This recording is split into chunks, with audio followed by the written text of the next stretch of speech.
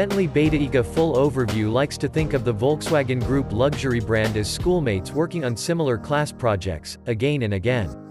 Herr Professor Volkswagen will take on tasks such as, say, building a full-size luxury SUV on the MLB platform, and Audi, Bentley, Lamborghini and Porsche will produce versions, each with its own point of view. At times, one or more automakers seem to pay close attention to other people's homework. Case in point, the recently tested new 2022 Bentley Bentayga S is reminiscent of the Porsche Cayenne lineup, specifically the GTS and how it relates to the Cayenne Turbo GT Top Dog.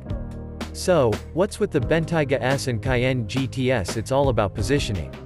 The Cayenne GTS, like all Porsche models with the similar badge, is essentially the same as the upgraded brakes and suspension of the turbo model, combined with a less powerful engine and sold at a more affordable price.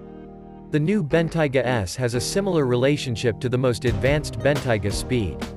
However, a full-powered Bentayga Speed with 626 horsepower 6.0-liter twin-turbo W12 air springs, excellent 48-volt active anti-roll bar system, big brakes and summer tires, the S model uses a 4.0-liter Bentayga V8. Twin-turbo V8 producing the same 542 horsepower and 568 pound-feet of torque.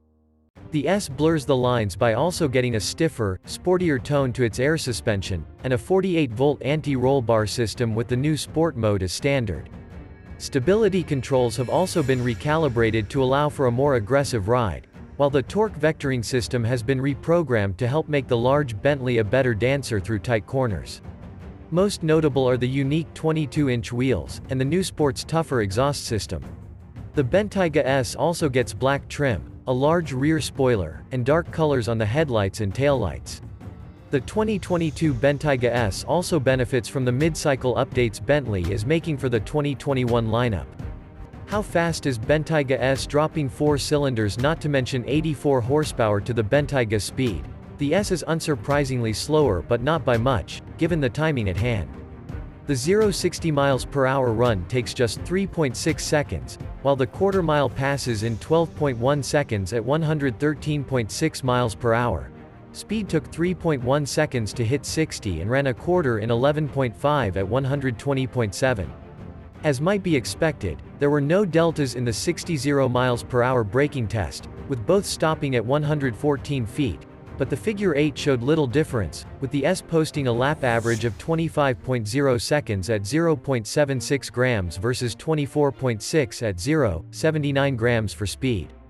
Bentayga S in real world with performance figures so close, there could be some debate over whether the roughly $40,000 Speed premium might be worth it, especially considering how well the S runs on the road. Not used to turning off a 12-cylinder engine, but with a V8 this is good, say there's a chance. The version of the Bentayga V8 also found in the Cayenne, Audi RS Q8 and Lamborghini Urus is smooth and quiet, with easy low-end torque. It's not nearly as bulky as the variants found under the hood of its German and Italian cousins, thanks to the revised Bentayga S exhaust system, but it does emit a subtle but somehow still threatening growl when the property is opened. Like most of its MLB stable mates, the Bentayga's balance of ride and handling is outstanding. Steering is very light, while the suspension is equally adept at taking on rough roads, as the Bentayga S still feels embedded and confident on good trails. The only time Bentley exhibits bad behavior is when asking him to hurry.